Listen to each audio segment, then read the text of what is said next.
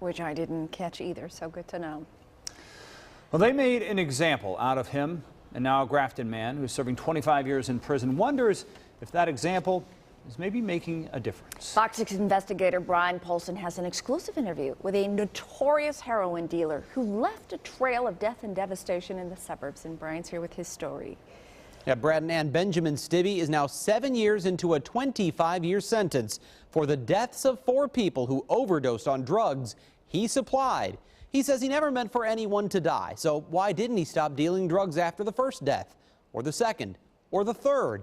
Stibbe opened up about that and more in an exclusive one-on-one interview with the Fox 6 investigators inside the Green Bay Correctional Center.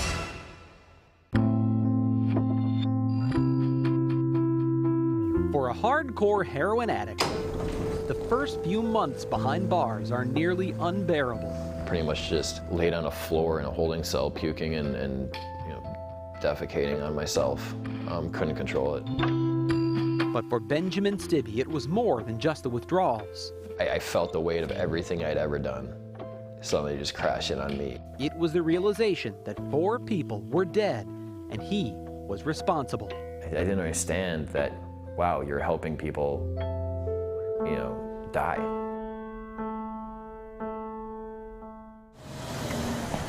Before Ben Stibbe was a heroin addict, he was just a kid from Grafton, a middle-class suburb with great schools and little crime. But he was raised in a troubled home where alcohol and drugs were frequently present. He started smoking pot at the age of 11.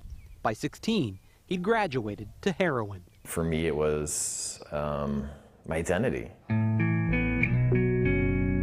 By the time he was 19, Stibbe was snorting or injecting a gram of smack every day, the equivalent of 17 $10 bags, or more than $60,000 worth of heroin a year. It was like medicine to me. There was something wrong with me, and this is what I have to do to survive.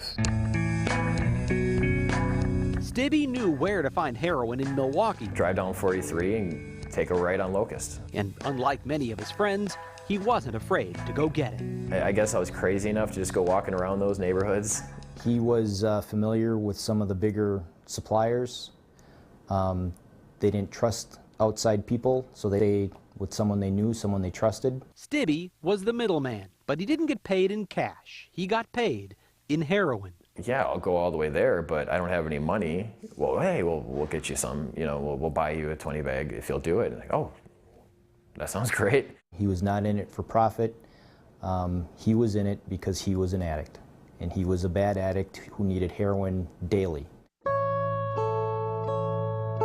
His addiction turned into something much darker on December 12th of 2002. Chris came down and said, I think Lynn's dead. She won't wake up. 43-year-old Lynn Smaxwell was a family friend. Stibbe had gone on a heroin run for Smaxwell. They shot up together, then Stibbe crashed on her couch. The next morning, Smaxwell was dead. And I didn't know what to do. What do you do?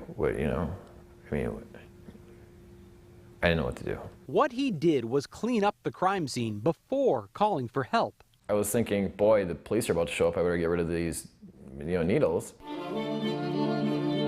It should have been a life-changing moment. Instead, Stibbe kept dealing heroin. And in 2005, more people started to die. 21-year-old Matt Kabisky, 47-year-old James Helm, and 17-year-old Angela Reddick. 3 deaths in a span of 45 days. And in every case, Ben Stibbe's name kept coming up. Did it ever cross your mind, this person just died, maybe I shouldn't do this anymore? No, I was a horrible person. I was a drug addict. I was a loser. I was all those things. No, it didn't. Police knew Stibbe was the common thread, but they needed more. We needed to actually put drugs in his hand to get a solid case against him. The day after Angela Reddick died, Hello? Hi. Hey, who's this? What's up? Caitlin Schutte asked Stibbe to take her and a friend to get more heroin. Only this time, she did it as part of an undercover police sting. When do you want to go? I don't know, in like half hour. Hey, can you borrow me $15? Yeah. Okay. The setup worked. Stibbe ordered 6 $20 bags of heroin, and police witnessed the whole transaction. He was arrested and eventually charged with 4 counts of reckless homicide. I want to express my deepest regrets to the family and friends of Angela Redding. The families of those who died had a tough time swallowing his expressions of remorse. I'm truly sorry for your loss. He knows how his life was ruined. And are the tears because he's remorseful? I'm not sure about that. Debbie Kubisky is Matt Kubisky's mom. She was in the courtroom for every hearing, and 7 years later, she's still not sure if his tears are genuine.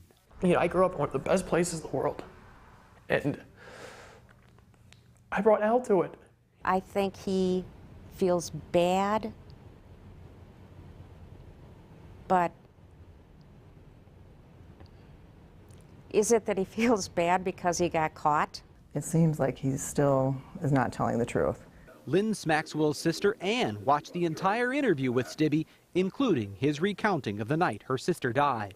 Chris held the money, he brought the drugs. It's like trying to close a chapter, the final chapter in a book, and you never get the right, the true answers, so it's hard. Ann has turned her energy toward prevention of drug abuse. There's a lot of children that are at risk out there. She serves on the board for Starting Point of Ozaki. I am awesome. I am awesome. I am amazing. I am amazing. I am strong. I am strong. Starting Point aims its drug prevention message at children as young as Ben Stibbe was when he first started smoking pot. I haven't always been a convict. You know, I was a kid. And I don't want them to end up like me. He's now part of a Green Bay prison program that allows inmates to speak to at-risk youth. If you're on heroin and you're smoking crack, you are dead. You are not alive. I'm not alive. I live in prison. That's not life. You know, I'm dead in a way. No, you're not dead. My son is dead, and I'll never see him ever again. Debbie Kubisky has a hard time finding sympathy for the man who supplied her son with the heroin that killed him. But she knows he's not the only one to blame. It was Matt's decision to do drugs. They made me take the drugs, it wasn't me, they made me do it, right? It was, maybe they really pressured you to do it, but still you made the choice. A choice that could literally mean the difference between life and death. I don't have friends left. They're dead. And the ones who have survived, they survived because they cut ties with me and people like me, and they got away. Ben Stibbe was the first person ever charged with homicide in Ozaki County under a law that allows drug dealers to be held accountable for overdose deaths. After his arrest, police say there was a drop in heroin activity temporarily. That didn't last long. Today, heroin use is surging in Ozaki County. So are heroin-related burglaries and robberies. They're on the increase. And since 2007, at least 4 more people in Ozaki County have been charged with overdose-related homicides. In fact, just today, the Ozaki County Sheriff's Office announced they have arrested a Wauwatosa man in connection with a fatal heroin overdose in Fredonia. Charges there are still pending.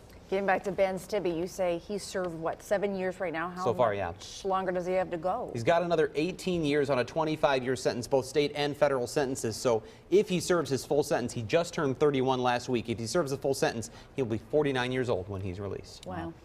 Brian, thank you very much. Thank you. All right. Esteemed super